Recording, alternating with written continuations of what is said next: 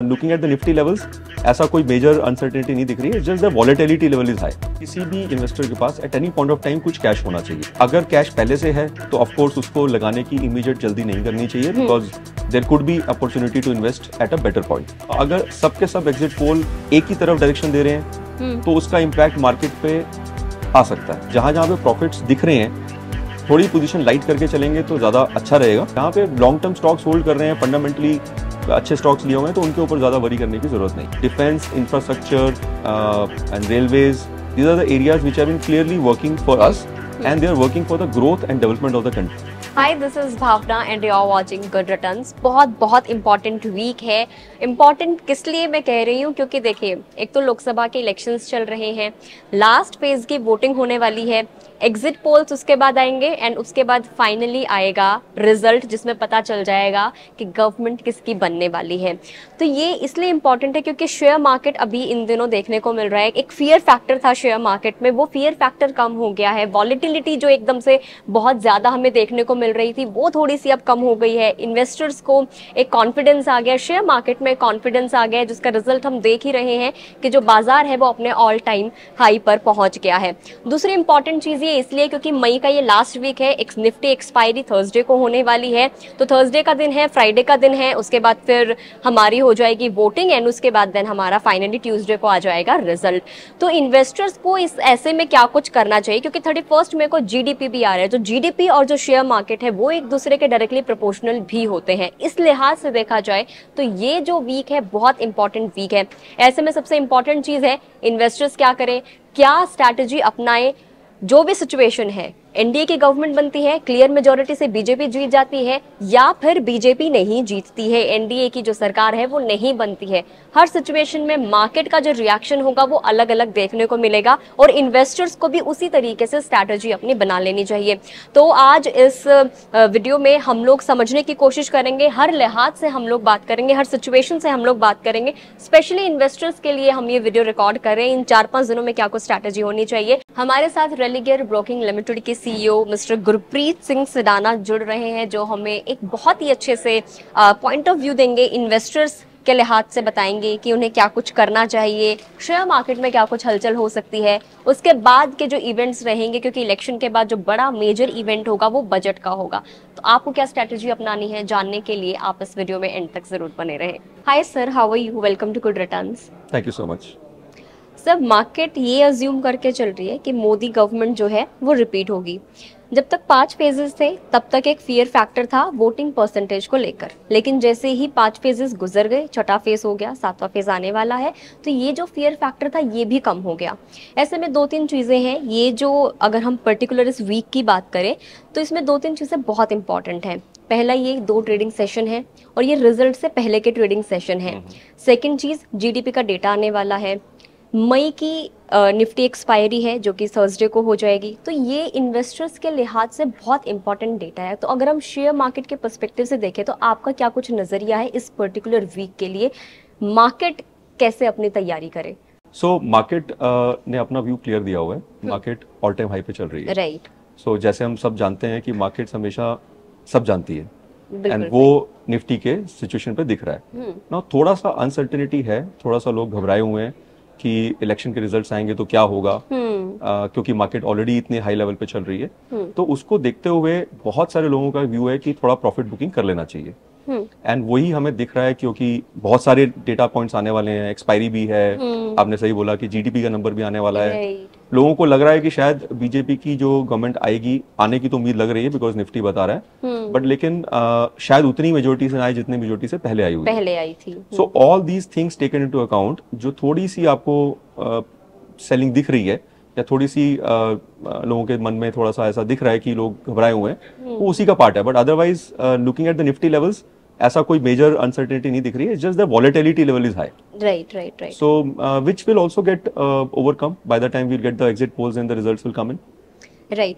अगर हम मोदी गवर्नमेंट का, क्योंकि 2 टर्म्स 2 टेन्योर मोदी गवर्नमेंट ने सर्व किए हैं, अगर हम शेयर मार्केट के लिहाज से देखें तो आपके क्या व्यूज हैं, मोदी गवर्नमेंट के ये 10 साल कैसे रहे शेयर मार्केट के पर्सपेक्टिव से?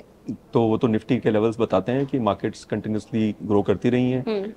Nifty has grown at a rate of 18% compounded over the period of last 5-7 years.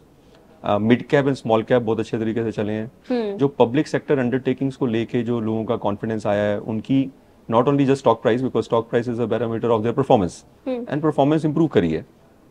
जितने पॉलिसी डिसीजंस हुए हैं, तो वो I think all of that जो एक यूफोरिया बना है, वो सब बता रहा है कि लोगों का कॉन्फिडेंस और मार्केट्स का कॉन्फिडेंस काफी अच्छा रहा है मोदी सरकार के time.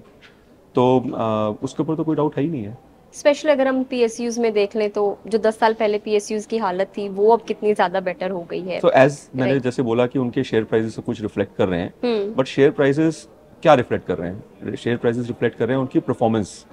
And starting from the banks also were in the public sector undertakings, उनकी जो प्रॉफिटेबिलिटी, और प्रॉफिटेबिलिटी के साथ साथ वो प्रॉफिटेबिलिटी आई कैसे? Because of better asset quality. तो जो पहले बैंकिंग सेक्टर के अंदर जो पब्लिक सेक्टर अंडरटेकिंग्स को उतना प्रीमियम नहीं मिलता था, जो इतने डिस्काउंट पे रहते थे, अब वो गैप कम होता जा रहा है। And similar is the case for lot of other public sector companies which are into different other industries. So market का नजरिया उन कंपनीज को लेके काफी बेहतर है, and that is backed by the better performance. Right. Share market को वैसे भी पंडित कहा जाता है, शेयर मार्केट सब जानता है किसकी सरकार कैसे है। सर देखिए, इलेक्शन रिजल्ट मार्केट के लिए एक बहुत बड़ा इवेंट होते हैं, लेकिन कई बार क्या होता है, हम 6 महीने पहले और 6 महीने बाद किसी ऐसे मेजर इवेंट के बाद देखें तो मार्केट अपनी सामान्य चाल ही चलता है। लॉन्ग टर्म वाले जो इन्वेस्टर्स हैं उनको डरने की जरूरत नहीं होती। अब चूंकि इलेक्शन रिजल्ट का दिन है वो आने वाला है, तो आप क्या सलाह देंगे कि 4 जून के लिए इलेक्शन रिजल्ट के दिन वाले जो डे होगा उसमें अपने पास इन्वेस्टर को कुछ कैश रखना चाहिए ताकि वो उस दिन रिजल्ट डे वाले दिन डिप्लॉय कर सके? आप क्या सलाह देंगे? सो यूजुअली हमारा मानना है कि किसी भी इन्वेस्टर के पास at any point of time कुछ कैश होना चाहिए। राइट। सो अगर हम बात करें इस पर्टिकुलर इवेंट को लेके, तो अगर कैश पहले से है तो ऑफ कोर्स उसको लगाने की इमीडिएट जल्दी नहीं करनी चाहिए, because there could be opportunity to invest at a better point.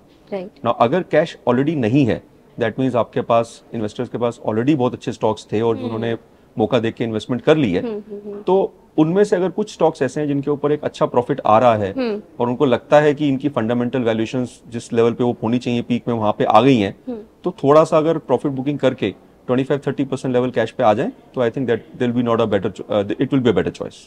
इसको हम समझेंगे डे वाइज, हम लोग इसको समझेंगे जो आपने अभी थोड़ा एक्सप्लेन करा। उससे पहले मेरा एक क्वेश्चन है कि ट्रेंड ये देखने को मिलता है कि मंडे को मार्केट में थोड़ा सा करेक्शन आता है। अब आप ये देखिए, 1 जून को जब हमारा लास्ट फेज की वोटिंग होनी है तो वो है सैटरडे। एग्जिट पोल्स उसी दिन आ जाएंगे, ऑलमोस्ट क्लियर हो जाएगा एग्जिट पोल्स वाले दिन। उसका जो मार्केट पे रिएक्शन देखने को मिलेगा वो डायरेक्ट मंडे को देखने को मिलेगा। तो आपको क्या लगता है कि क्या मंडे को मार्केट कैसा रहने वाला है? यानी कि हम इलेक्शन रिजल्ट जब आएगा उससे एक दिन पहले क्या ये ट्रेंड, करेक्शन वाला ट्रेंड देखने को मिलेगा, या जिस तरीके से मार्केट ऑल टाइम हाई पर है अभी, लास्ट वीक की हम लोग बात कर रहे हैं, वो कंटिन्यू रहेगा? सो वॉलेटिलिटी इंडेक्स जो बता रहा है वो ये बता रहा है कि lot of action will be there, ये तो बात क्लियर है। लो इसका जो इम्पैक्ट है, जैसे आपने एग्जिट पोल से कनेक्ट किया, हमने कई बार देखा है कि एग्जिट पोल्स कई तरह के आते हैं। हाँ. तो एक एग्जिट पोल तो है नहीं है। ट्रू। ना अगर सबके सब एग्जिट पोल एक ही तरफ डायरेक्शन दे रहे हैं तो उसका इम्पैक्ट मार्केट पे आ सकता है। ना अगर उसमें भी वेरिएंस है तो मार्केट में also not take the impact of that. So there could be a variance and we have seen in some of the Rajya Sabha election results also कि एग्जिट पोल से जो आउटकम है वो बिल्कुल ही different आया है।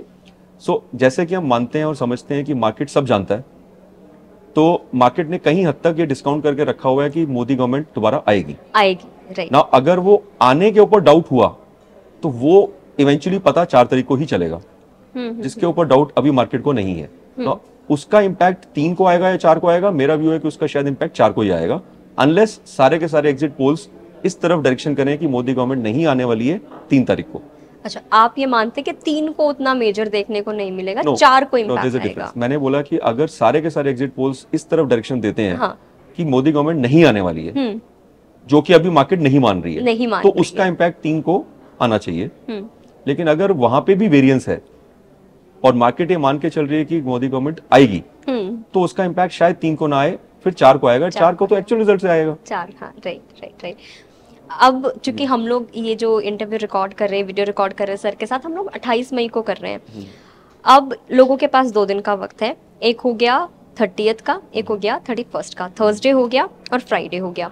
तो डिफेंसिव और एग्रेसिव ट्रेडर्स को आप क्या सलाह देंगे? क्या उन्हें प्रॉफिट बुकिंग कर लेनी चाहिए इन 2 दिनों में, या फिर उनको वेट करना चाहिए 3 और 4 जून के लिए? आप क्या सजेशन देंगे ताकि जो भी इन्वेस्टर्स इस वीडियो को देख रहे हैं उनको एक सजेशन मिल जाए कि उनको एक्चुअल में क्या करना है? तो आई से कि फ्रेश पोजीशंस अभी अवॉइड करनी चाहिए, बिकॉज वॉलेटिलिटी लेवल बहुत ऊपर है। तो इस टाइम के ऊपर फ्रेश पोजीशंस लेने से पहले थोड़ा सोचना चाहिए। जहां तक रही बात जिन लोगों ने ऑलरेडी इन्वेस्ट कर रखा है या जिनकी कोई ओपन ट्रेड पोजीशंस चल रही हैं, क्योंकि इसके ऊपर सिर्फ एक यही डेटा पॉइंट नहीं है, और भी सही कई सारे डेटा पॉइंट्स हैं जो कि आने वाले हैं। एक्सपायरी भी है, जीडीपी डेटा पॉइंट भी है, और अपना काफी सारी चीजें और चल रही हैं। तो उस केस में जहां जहां पे प्रॉफिट्स दिख रहे हैं, थोड़ी पोजीशन लाइट करके चलेंगे तो ज्यादा अच्छा रहेगा। ज्यादा लिवरेज पोजीशन नहीं होनी चाहिए। जहां पे लॉन्ग टर्म स्टॉक्स होल्ड कर रहे हैं, फंडामेंटली अच्छे स्टॉक्स लिए हुए हैं, तो उनके ऊपर ज्यादा वरी करने की जरूरत नहीं है। राइट। और सबसे बड़ी चीज भी होती है शेयर मार्केट में, पेशेंस होना बहुत जरूरी है। आप धैर्य से काम लें, ज्यादा चिंता करके, तनाव करके आप आगे ना लें। सर, अगर मैं पर्टिकुलर मैं सिर्फ आपकी बात करूँ तो आपको क्या लगता है आप किस सेक्टर्स और किस थीम के ऊपर बुलिश हैं? So when you ask me, you are asking me or the company view? I'm asking your views. My view. So my view is aligned with my company view that हमें वो sectors पे ध्यान देना चाहिए जो कि देश की तरक्की के लिए काम कर रहे हैं। एंड वही थीम्स अगर आप देखोगे पिछले 4-5 साल में सबसे ज्यादा चले हैं। एंड वो I think no prizes for guessing, infrastructure is one of them. We have seen the kind of road infrastructure which has improved. We have to think of railways. We have to also think about defense. India, जहाँ पे कि most of the time we have been importing defense things. Now we have started exporting that. So defense, infrastructure, and railways, these are the areas which have been clearly working for us, and they are working for the growth and development of the country. Now, other than that, one sector which is there important for everyone is banking, because without which you cannot do anything.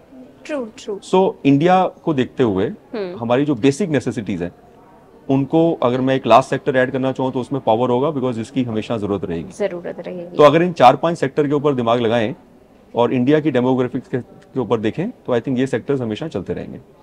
Exit poll में आप market के लिए क्या कुछ risk देख रहे हैं?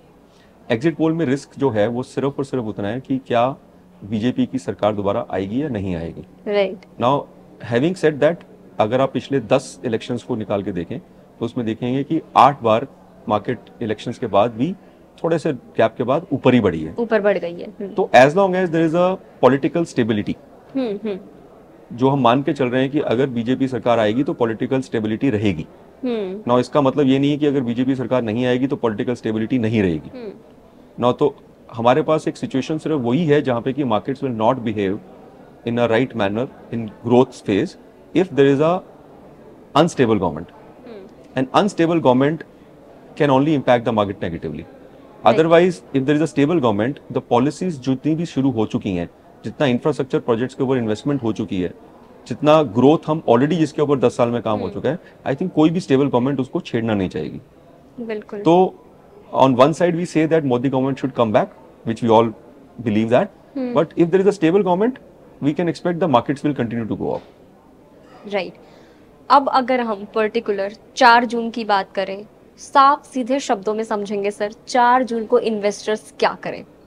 4 जून को इन्वेस्टर्स को ये देखना चाहिए कि जो स्टॉक्स मुझे अच्छे प्राइस पे अगर मिल रहे हैं, हाँ, तो उनकी वेट फर्दर नहीं करनी चाहिए कि ये और गिरेंगे, अगर गिरे तो, हाँ, तो उनको खरीद लेना चाहिए। और लॉन्ग टर्म के हिसाब से ये सोचना चाहिए कि now this event is over, now we have to look at the further events which are going to be budget, and which is the next event which will people start talking about it from the 5th of June, sorry 5th of June. Right. हाँ, क्योंकि 5 जून की अगर हम बात कर लेते हैं, 5 जून, अब उस वाले पर्टिकुलर वीक की बात करते हैं जब हमारे रिजल्ट्स अनाउंस होंगे, तो पूरे हफ्ते एक थोड़ा सा उतार चढ़ाव हमें देखने को मिल सकता है। 4 जून की बात आपने बता दी। अब 5 से 8 जून के लिए उस पर्टिकुलर वीक में शेयर मार्केट को आप कैसे देखते हैं और इन्वेस्टर्स की क्या स्ट्रैटेजी होनी चाहिए उन 3-4 दिनों के लिए? I think the volatility index will come down. I mean जितनी अनसर्टेनिटी है वो थोड़ी सी एक बार सेटल हो जाएगी। तो 1 या 2 दिन लग सकते हैं मार्केट को एक बारी अपने सिचुएशन को होल्ड करने में, but sooner the later people will start talking about other things which are going to come after that, and of course the big thing is going to be budget, and then the first quarter results. तो ये दोनों चीजों के ऊपर लोगों का ध्यान आ जाएगा इमीडिएटली। आई एम अज्यूमिंग कि उस केस में कि हमें क्लियर मेजोरिटी मिल जाती है और गवर्नमेंट स्टेबल आ जाती है, because then people start talking about कि अब मोदी गवर्नमेंट या कोई भी गवर्नमेंट बजट में क्या करने वाली है, बजट में क्या करेगी। तो एक बार वॉलेटिलिटी खत्म हो गई तो then people will come back to the basics. Right. हम लोग अक्सर यही बात करते हैं कि इन्वेस्टर्स को क्या करना चाहिए प्रॉफिट बनाने के लिए, क्या करना चाहिए, प्रॉफिट बुकिंग कर लेनी चाहिए, होल्ड करना चाहिए, बाय करना चाहिए। अब हम ये जानेंगे क्योंकि ये दिन बहुत ज़्यादा खास है, ये जो एक हफ्ता है ये बहुत ज़्यादा इंपॉर्टेंट है। कौन सी ऐसी चीज़ है जो इन्वेस्टर्स को अवॉइड करनी चाहिए रिस्क से बचने के लिए, लॉस से बचने के लिए? बहुत पैनिक नहीं करना चाहिए।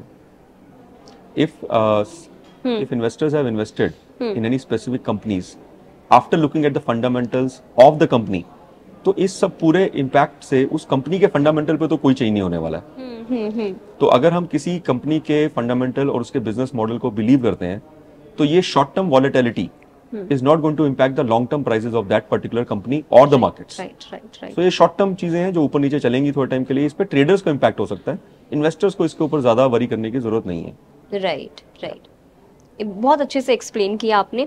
ब्रोकरेज रिपोर्ट्स भी हैं जो सामने आ रही है जिसमें बहुत सारी चीज़ें कही जा रही है। कोई कह रहा है 272 का लेवल टच होगा, कोई कह रहा है 300 पार, 400 पार तो अभी तक किसी ने नहीं बोला जो कि मोदी गवर्नमेंट की तरफ से ना रहे, लेकिन 330 तक का जो है वो चीज़ प्रोडिक्ट की जा रही है कि इतनी सीट्स आ सकती हैं। ऐसे में जो चीज़ें सामने आ रही है वो स्पेसिफिक शेयर्स को लेकर भी सामने आ रही है और सेक्टर्स को लेकर भी सामने आ रही है। अगर मैं ब्रोकरेज फर्म्स की रिपोर्ट को आधार मानूं तो इसमें है डिफेंस, जिसकी आपने भी बात की थी, इंफ्रास्ट्रक्चर की आपने बात की थी, इसके अलावा capital goods, metal and mining, इन सारे सेक्टर्स पर सारी ब्रोकरेज फर्म्स जो है वो काफ़ी बुलिश नज़र आ रही हैं। अगर मैं आपसे चूज़ करने के लिए कहूँ सर, आप कौन से सेक्टर को चूज़ करेंगे? सो जो मेरे सेक्टर्स थे वो मैंने पहले बता दिए, जिसमें थोड़ा ओवरलैप है ब्रोकरेज रिपोर्ट्स के साथ। It may not be same like anybody else because I mean सबकी अपने अपने चॉइसेस रहेंगी, बट अगर आप ध्यान से इसको हम दोबारा सेक्टर्स को देखें तो ये सारे सेक्टर्स कहीं ना कहीं ग्रोथ ऑफ द कंट्री के साथ लिंक्ड है, कहीं ना कहीं इंफ्रास्ट्रक्चर से लिंक्ड है, तो कहीं ना कहीं इंडिपेंडेंटली सब एक दूसरे के साथ ओवरलैप है। तो आई थिंक हमें सेक्टर्स कोई भी हो, as long as they are working for the growth of the economy, उनके अंदर जो टॉप फ्यू कंपनीज हैं उनके ऊपर फोकस करना चाहिए एंड अपनी इन्वेस्टमेंट्स को थोड़ा लॉन्ग टर्म के लिए रखना चाहिए। एंड शॉर्ट टर्म में ट्रेडर्स को वरी करना चाहिए, इन्वेस्टर्स को वरी नहीं करना चाहिए। इन्वेस्टर्स को जितना मैंने पिछले 10-15 दिन या एक महीने के अंदर इन्वेस्टर से बात करी है, एक हाइट ऑफ पैनिक सबके अंदर दिख रहा है। ओके। और वो हाइट ऑफ पैनिक जो है आई थिंक वो ज्यादा इसलिए है क्योंकि निफ्टी ऑल टाइम हाई पे है। लोगों को हमेशा ऊपर जाती हुई चीज लगती है कि गिरेगी, और यही अगर निफ्टी अभी 21,000 पे होता तो लोग बोलते हैं कि ये बहुत अच्छा है तो अभी खरीद लेना चाहिए। हाँ। लेकिन हम हमेशा भूल जाते हैं कि ऊपर जाता हुआ निफ्टी और भी ऊपर जा सकता है। तो there is no reason that we should think कि Nifty can not go beyond that. Nifty आज 23,000 पे है, निफ्टी 25 पे भी जाएगा और 30 पे भी जाएगा। तो इम्पोर्टेंट वो नहीं है कि वो ऊपर क्यों जा रहा है, इम्पोर्टेंट वो है कि वहां जाके सस्टेन करता है और कब जाएगा, और वो इवेंचुअली डिपेंड करेगा कंपनीज की परफॉर्मेंस के ऊपर। राइट। अभी मोतीलाल ओसवाल की साइड से एक रिपोर्ट आई थी, उनके चीफ ने कहा था कि जो सेंसेक्स है और जो निफ्टी है वो 1.5 लाख का लेवल क्रॉस कर लेगा। उसके लिए उन्होंने अलग अलग टाइमिंग्स दी थी और उन्होंने हर सिचुएशन भी बताई थी कि अगर कुछ नेगेटिविटी आती है तो 2030 तक का टाइम लग जाएगा, 2040 तक का टाइम लग जाएगा। आपको क्या लगता है, सेंसेक्स या फिर निफ्टी में तो खैर बहुत टाइम है, 1.5 लाख का आंकड़ा कब छू लेगा? देखो, अगर मैं निफ्टी की बात करूं तो निफ्टी भी 1 लाख तक जाएगा। एंड एक दफा मैं राकेश जी की कोई स्पीच सुन रहा था और उनको किसी ने सेंसेक्स का 1 लाख का पूछा था। हाँ। आपको याद है वो? उन्होंने एक स्पीच में बोला था कि why you are thinking about Sensex, Nifty भी 1 लाख जाएगा। जाना तो इन्होंने सबने है, लेकिन इम्पोर्टेंट ये कब जाएगा, तो उसका आंसर किसी को नहीं पता है। तो राकेश भाई को भी नहीं पता तो हमें भी नहीं पता है। मतलब कुछ भी हो सकता है। कुछ भी नहीं हो सकता है। मैंने बोला जाना सर्टेन है, जाना कब है ये सर्टेन नहीं है। So that depends on lot of things, and वो जैसे जैसे होगा हम सबको पता लग जाएगा। बिल्कुल। हम लोग बजट की बात कर रहे थे, आपने भी बोला कि रिजल्ट्स के बाद जो इन्वेस्टर्स हैं उनका फोकस रहेगा अगले इवेंट पे। अगला इवेंट है बजट। आपको क्या लगता है बजट में गवर्नमेंट का फोकस किस चीज पर रहने वाला है अगर same government, Modi government retain करती है तो? I think there will be a continuation of the policy framework. जो स्टैंड उन्होंने पिछले 2 गवर्नमेंट में लिया है, आई थिंक वो कंटिन्यू रहेगा। इसके साथ साथ एग्रीकल्चर सेक्टर एक ऐसा है जिसके ऊपर I think additional focus will come, and वो अनडाउटेडली होना भी चाहिए।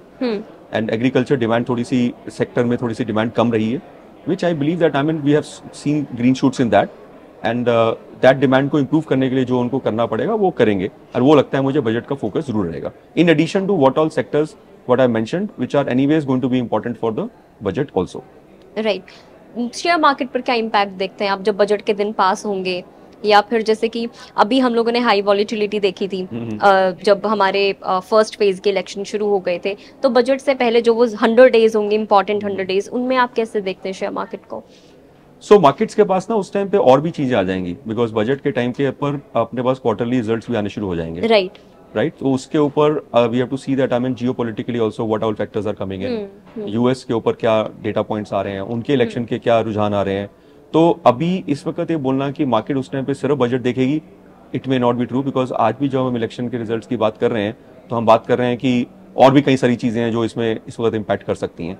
तो it will not be only budget, but budget will be one of the biggest things, and that will depend on once the budget last 100 days of budget आने शुरू हो जाएंगे, तो उस टाइम पे क्या रुझान आते हैं उस टाइम देखना पड़ेगा। ओके, अगेन मैं इन्वेस्टर्स के पर्सपेक्टिव से जानना चाहूंगी कि अभी से अगर स्ट्रैटेजी बनानी हो, रिजल्ट के बाद से अगर स्ट्रैटेजी बनानी हो बजट के लिए, तो इन्वेस्टर्स को क्या स्ट्रैटेजी बनानी चाहिए? इन्वेस्टर्स को जो सेक्टर्स हमने अभी बात करी, इनके ऊपर हमें पिछले कुछ टाइम में काफी मूवमेंट दिखी है, उन्हीं सेक्टर्स के ऊपर फोकस करना चाहिए, बिकॉज उसमें फर्दर चेंजेस या पॉलिसी डिसीजंस आने चाहिए, और वो डिसीजंस सारे इन्वेस्टर्स को ऑब्वियसली पॉजिटिवली इम्पैक्ट करेंगे। राइट। सर अभी कल परसों का ही एक डेटा सामने आया है, डेटा मैं एक बार पढ़ देती हूँ।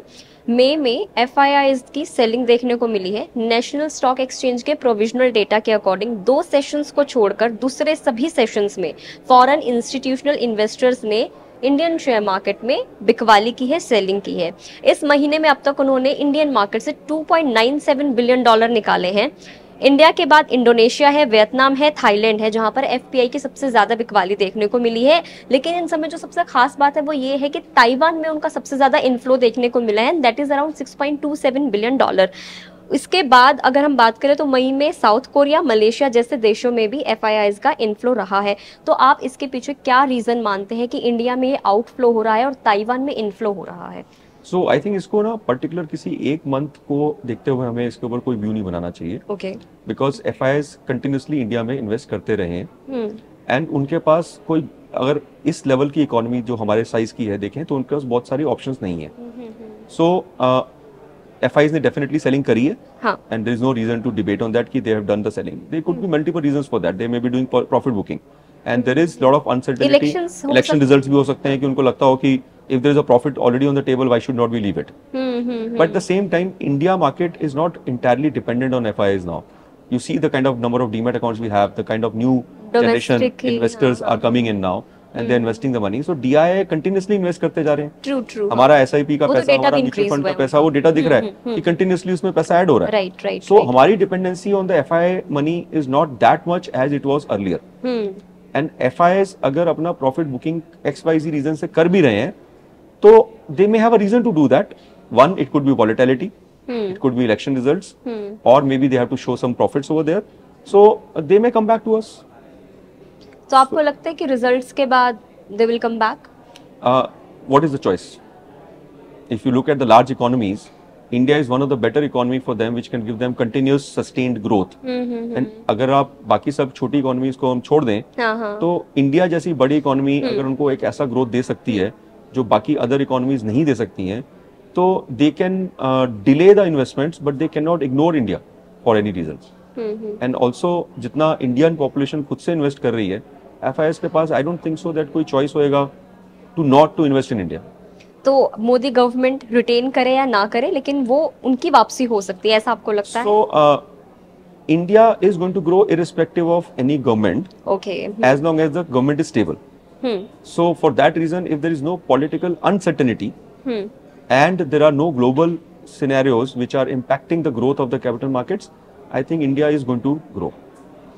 Okay, वैसे आप एक स्टेबल गवर्नमेंट का इंडिया की ग्रोथ के ऊपर, किसी भी कंट्री के ग्रोथ के ऊपर या फिर उसके बाजार के ऊपर, मार्केट के ऊपर क्या इम्पैक्ट देखते, क्या इम्पोर्टेंट होता है स्टेबल गवर्नमेंट का होना किसी भी देश में? I think it is extremely important, because government को फोकस पॉलिसी और काम के ऊपर ज्यादा रहेगा। And while I am saying stable government, there is nothing better than continuity of the government, and especially when we have such a strong performance for the last two governments.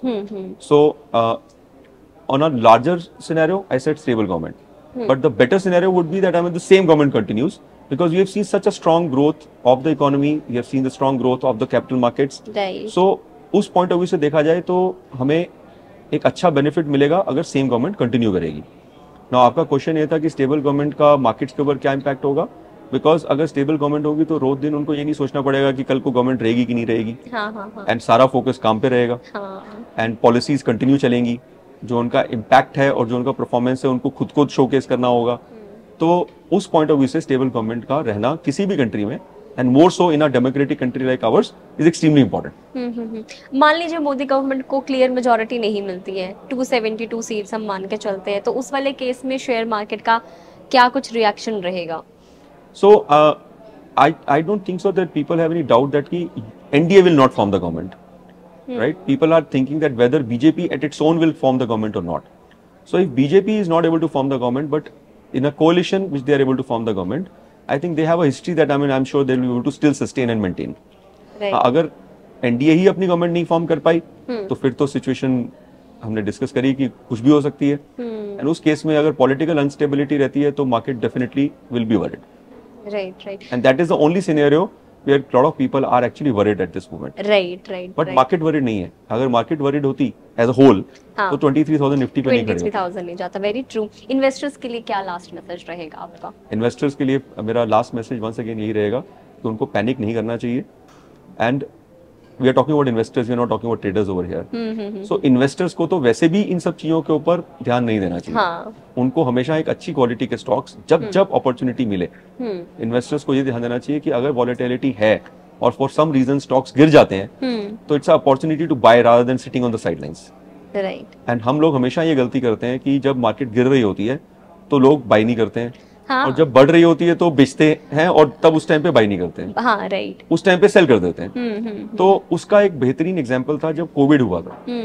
अब Covid के दौरान जब उसकी हमारी Nifty 6,000 तोड़ दिया था नीचे, तो उस टाइम पे कितने लोगों ने बाय किया था?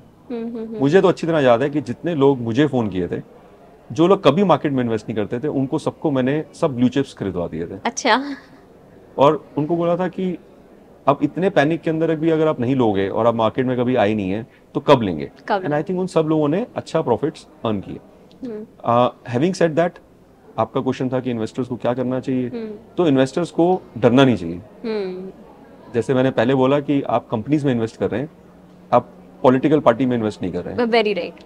तो जब आप कंपनी में इन्वेस्ट कर रहे हैं तो कंपनी की सेहत पे तो कोई फर्क नहीं पड़ने वाला है. बिल्कुल. ये सब शॉर्ट टर्म वॉलेटिलिटी से ट्रेडर्स को इम्पैक्ट पड़ सकता है, बिकॉज उनको अपनी पोजीशंस को क्लोज करना पड़ सकता है, उनको अपने प्रॉफिट्स को कम या ज्यादा में बुक करना पड़ सकता है. बट किसी इन्वेस्टर ने अगर अपना पैसा देके बिना लिवरेज के कोई स्टॉक्स बाय करें तो कंपनी के फंडामेंटल तो सेम रहने वाले हैं. एंड जैसे मैंने बोला कि पिछले 10 इलेक्शन में 8 इलेक्शंस ऐसे रहे हैं जिसके बाद गवर्नमेंट कोई भी आई हो, मार्केट्स हमेशा बढ़ी हैं ना, वो सारा रिकवर हो गया. There is a fundamental reason that India is shining, India is growing. तो इतना डरने वाली कोई बात ही नहीं है. बिल्कुल. Thank you for the insight sir. Thank you for giving your time. So इस पूरी कॉन्वर्सेशन से जो इन्वेस्टर्स के लिए बात सामने निकल कर आई है वो यही है कि रिजल्ट कुछ भी हो, गवर्नमेंट किसी की भी बने, इन्वेस्टर्स को पैनिक नहीं करना है. फर्स्ट. सेकंड, पेशेंस रखना है. चाहे वो बजट हो, चाहे वो इलेक्शंस का रिजल्ट हो, कुछ भी हो, आपको पैनिक नहीं करना है. संयम के साथ आपको आगे बढ़ना है. वीडियो में इतना ही. आई होप आपको ये जानकारी बहुत पसंद आई होगी. कमेंट करके अगर आपको कोई क्वेरी है, आपका कोई क्वेश्चन है, वो आप हमसे पूछ सकते हैं. दोस्तों के साथ, जो आपके दोस्त इन्वेस्ट करते हैं शेयर मार्केट में, म्यूचुअल फंड्स में, उनके साथ इस वीडियो को जरूर शेयर करें. फेसबुक पर देख रहे हैं तो फेसबुक पेज को लाइक करना ना भूलें. और गुड रिटर्न्स के यूट्यूब चैनल पर अगर आप हमारे साथ जुड़े हुए हैं और चैनल को सब्सक्राइब नहीं किया है तो जल्दी से सब्सक्राइब कर दीजिए. Thank you for watching us.